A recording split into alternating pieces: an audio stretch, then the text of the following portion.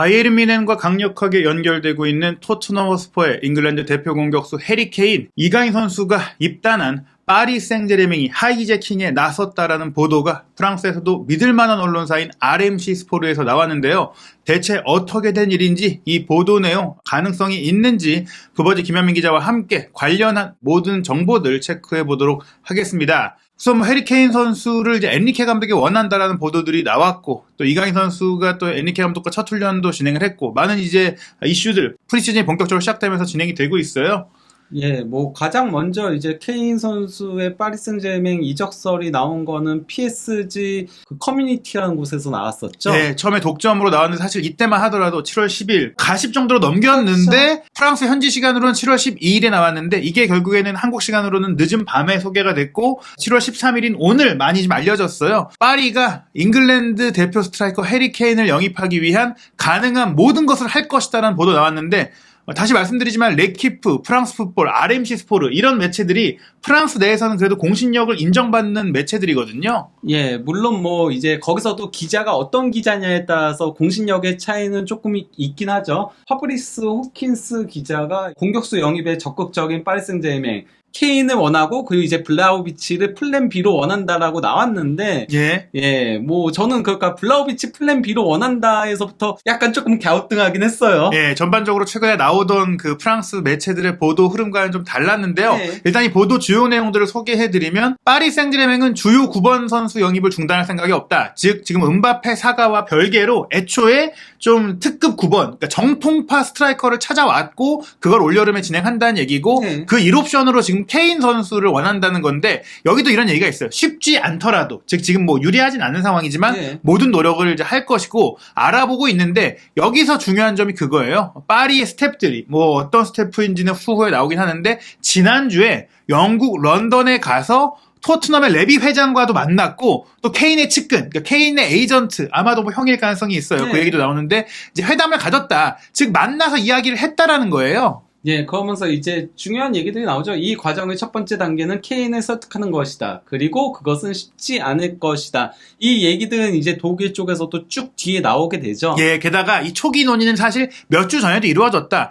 바이에른 뮌헨과 이게 밀도 있는 협상이 되기 전에 원래 파리도 케인을 원한다는 얘기는 지난 시즌 말부터 나오고 있긴 했었어요. 그런 가운데 바이에른과 파리의 상황이 다른 것은, 바이에른은 케인을 설득했지만 파리는 케인의 동의를 얻지 못했다. 파브리스 호킨스의 기자의 내용도 정보상으로는 지금 다른 결과 마찬가지입니다. 다만 여기서 중요한 단서가 이번 주에도 양측은 새로운 회의를 할 예정이다. 그리고 이 새로운 협상에서 파리는 선수 케인에게 번창할 수 있는 환경을 제공할 수 있다는 걸 입증하려고 시도할 것이다. 케인이 물론 바이에른을 우선순위로 두고 있지만 바이에른은 토트넘과 합의를 못했다. 예? 이게 포인트예요. 즉 토트넘과 바이에른이 지금 공식 오퍼를 주고받으면서 지금 유력 단계로 못 가고 있으니까 여기에 파리가 끼어들어서, 어떻게 보면 이거는 바이에른은 케인의 그 개인 합의를 얻어냈잖아요. 네. 여기서 데려간다면 하이제킹이 되는 건 맞습니다. 거기다가 이제 그런 얘기들은 예전에도 여러 번 있긴 했었죠. 그 파리스 쪽에서 토트넘이 원하는 이적료를 제시하고 또 이제 그 케인에게 더 많은 연봉을 이제 제시해서 그런 식으로 이제 유혹을 할 것이다라는 얘기들이 나온 거죠. 네, 그러다 보니까 지금 이 후속된 내용을 보면 재정적으로 이제 뮌헨 쪽에서 케인에게 준비한 연봉이 1200만 유로 정도 수준이라고 합니다. 그런데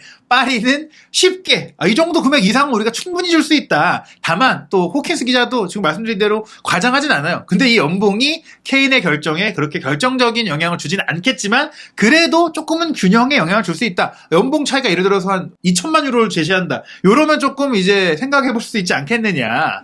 근데 이것과 관련한 얘기들은 그 영국 언론들에도 나왔죠. 연봉이 중요한 게 아니다. 예. 이미 토트넘에서 손흥민 선수보다 2배가 되는 이제 연봉을 제시했지만은 케인한테는 연봉보다도 우승 트로피가 더 중요하다라고 얘기들이 나오겠죠. 그런데 결과적으로는 지금 토트넘에 남든지 파리에 가든 바이에른에 가든 지금보다 연봉은 엄청 받게 돼 있어요. 네, 그렇기 그렇죠. 때문에 이미 보장된 것 같고요. 파리는 케인과 토트넘 측의 협상을 병행하고 있다고 했어요. 당연히 둘 다 협상을 해야 되는데, 애초에 바이에른은 이미 케인하고 협상이 끝났기 때문에 구단과 협상만 하면 되는 거고, 파리는 둘 다 해야 되는데, 중요한 게 이겁니다. 알켈라이피 회장 그리고 루이스 캄포스 디렉터가 이미 알고 지내왔던 레비 회장과 직접 이야기를 하고 있다는 것이고, 무엇보다 중요한 게 바이에른이 2차 제안까지도 지금 8천만 유로 플러스 옵션이었는데 파리는 1억 유로의 금액을 이제 충분히 할 수 있고 만족시킬 수 있는 준비가 됐다. 이렇게 얘기했습니다. 예. 그러면서 이제 원래 가장 먼저 이 해리케인 관련된 보도가 나왔던 게 이제 그 PSG 커뮤니티였었는데요. 예. 여기서 이제 그 엘리키 감독이 케인을 최우선으로 원한다라고 나왔던 거였죠. 예, 사실 이 얘기가 나왔을 때가 7월 10일인데 결국에는 엔리케 감독이 올 여름 이적 시장을 두고 파리와 협의를 했을 때 아마 엔리케도 본인의 의견을 냈겠죠. 그런 가운데 뭐 오시멘, 무아니, 하무스 이런 선수들의 이름들이 더 많이 오르내렸고 더 어린 선수들인데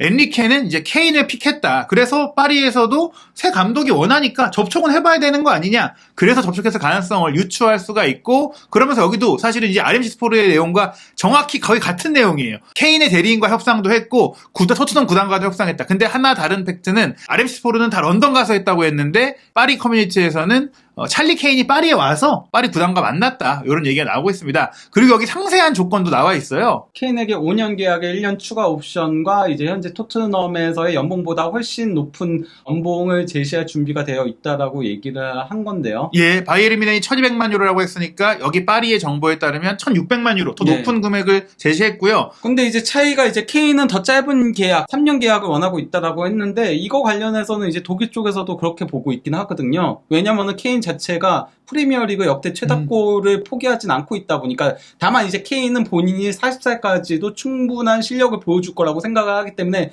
언젠가는 잉글랜드로 돌아갈 생각을 하는 거예요. 근데 5년 플러스 1년 추가 계약 만약에 제시했다면은 이것도 거절의 요인이 되죠. 예, 이럴 경우에 사실 또 이적료가 발생해서 잉글랜드로 가고 싶어도 그렇죠. 자기 나이도 많아지는데 네. 이적료가 안 받으면 못 가니까 3년 정도 하면 사실 2년 후에 딱 뛰고 이제 마지막 1년 남았을 때 가든지 아니면 3년 다 채우고 FA로도 갈 수가 있는 상황인데요.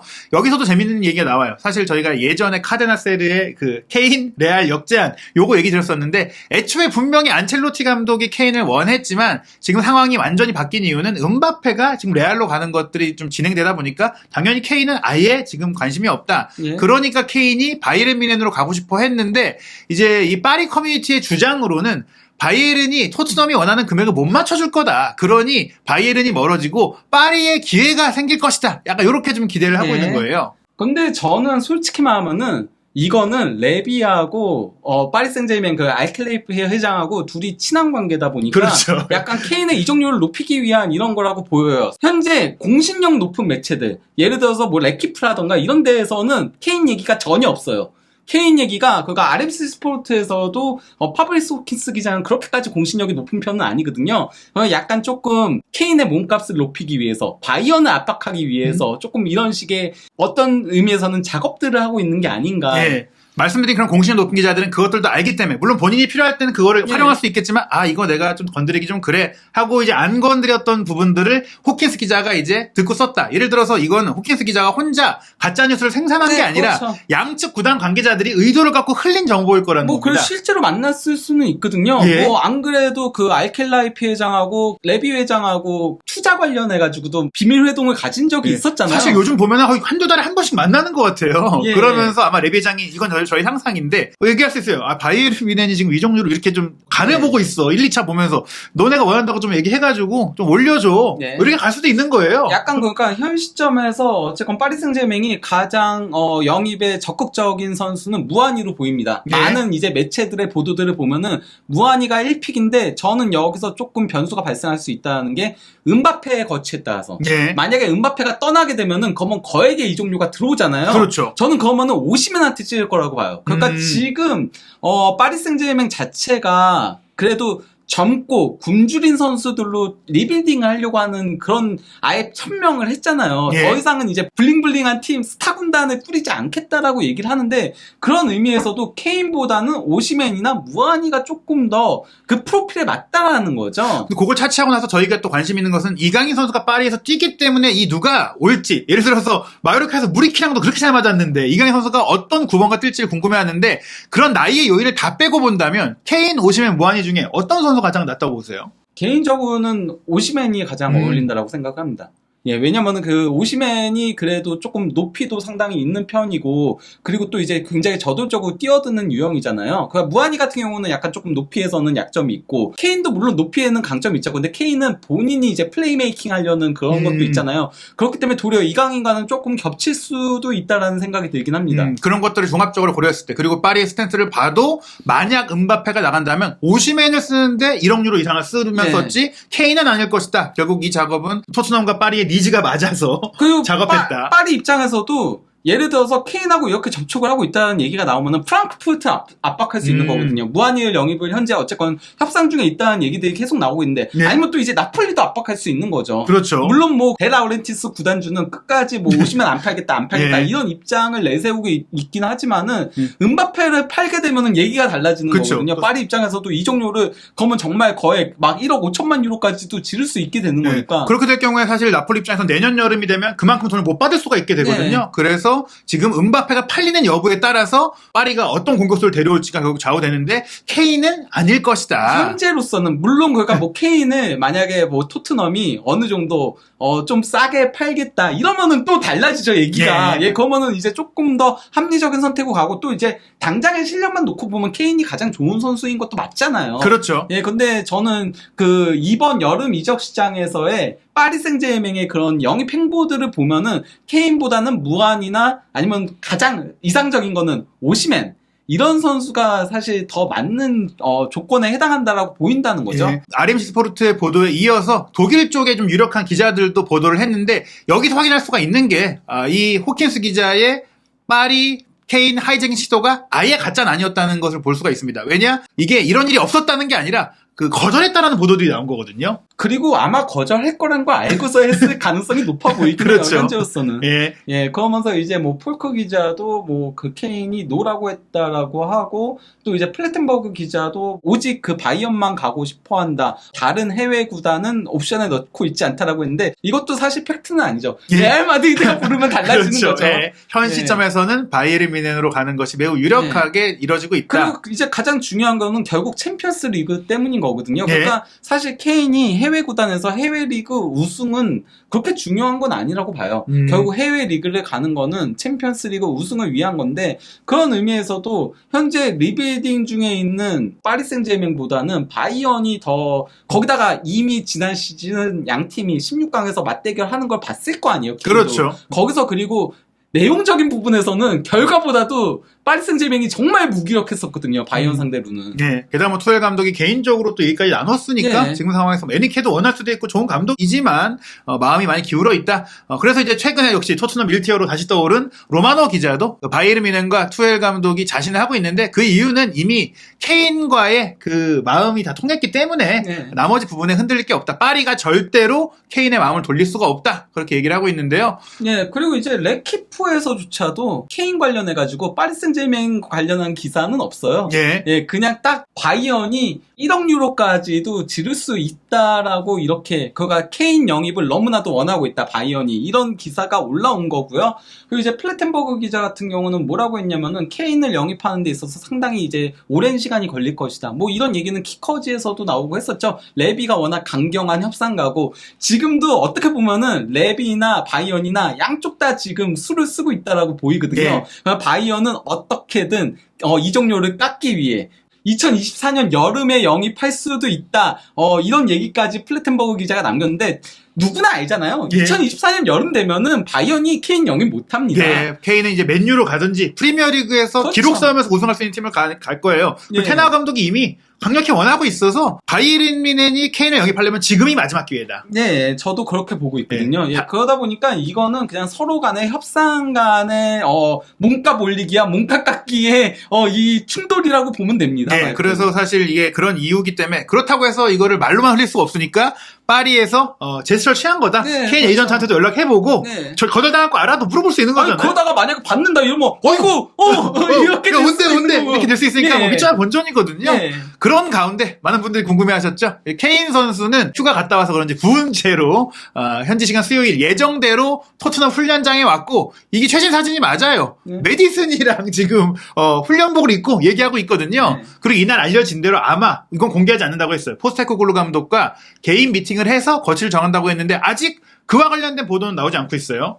예, 뭐 포스테코글루 감독도 어쨌건 케인을 설득을 해봤을 거고요. 예. 그리고 또 이제 메디슨도 케인을 설득했겠죠. 그렇죠. 아니 본인이 왔는데. 예. 예. 그리고 만약에 케인하고 토트넘에서 둘의 합이 잘 맞게 된다면은 이건 잉글랜드 대표팀에서의 입지가 달라지는 거거든요. 그렇죠. 또 내년 유로 본선이 있거든요. 그렇죠. 예, 아직까지는 사실 메디슨이 잉글랜드 대표팀에서는 물론 뭐 뽑히고 하더라도 그렇게 중용되진 않고 있잖아요. 예. 예. 결국에는 이제 최대한 또 케인 측과 포스테코글루 감독의 미팅이 좀 내부에 소화되고 있지만 결국엔 좀 흘러나올 것 같거든요. 그 노형을 통해서 케인의 협상 상황 또 살펴봐야 될 것 같습니다.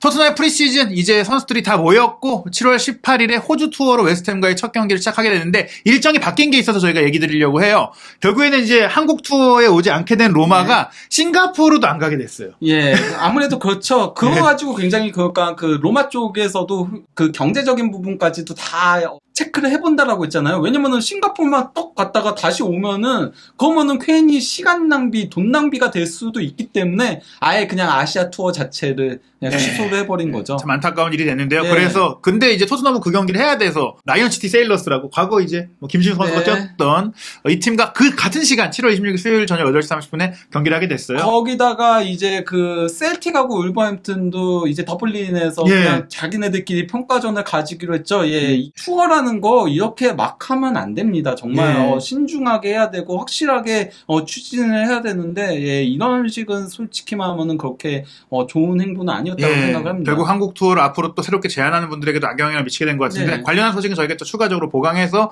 추후에 말씀드리고 또 이전에 보도가 나왔던 바르셀로나와 감페르컵 참가도 확정이 됐습니다. 네. 과연 케인 선수가 여기 중에 어느 경기까지 뛰게 될지 아, 또 저는 저기까지도 다 뛸 수 있고 그렇죠. 시즌 초반 개막까지도. 몇 경기 뛸 수 있을 것 같아요. 예. 그래서 저는 두 가지 중에 하나라고 봐요. 그냥 토트넘에 남거나 예. 아니면은 진짜 이적 시장 데드라인까지 예. 끌고 가다가 베일이나 뭐 이때처럼 그럴 수 있어요. 그때 바이언 가거나 예. 좀 그렇게 되지 않을까 싶은 생각이 듭니다. 개인적으로는. 예. 올 여름 가장 뜨거운 이적설 중에 하나인 해리 케인 사가 과연 어떻게 펼쳐질지 또 새로운 정보 업데이트된 대로 한준TV에서 확인하시기 바랍니다.